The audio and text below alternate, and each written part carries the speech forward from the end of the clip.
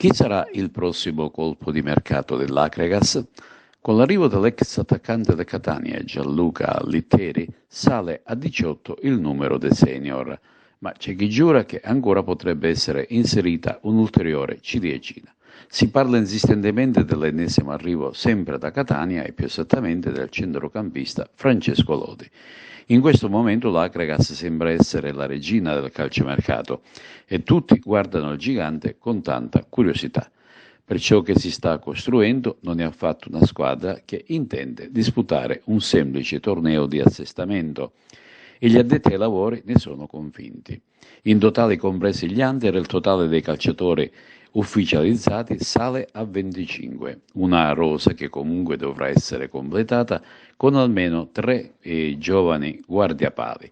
Per quanto riguarda la campagna abbonamenti, parte da questo sabato 15 luglio dalle ore 17 e c'è grande curiosità per la risposta che potranno dare i tifosi di Fede Biancazzurra. Intanto sono state 163 su 166 le società a vendita di diritto che hanno presentato la domanda di ammissione al campionato di Serie D per la prossima stagione 23-24. Il Torviscosa ha presentato formale rinuncia, mentre Arzachena e Viterbese non hanno fatto pervenire domanda al Dipartimento interregionale.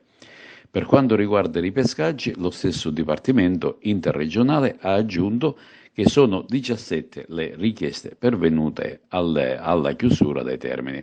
Tra le tante ci sono anche i due club siciliani, Paternò ed Enna.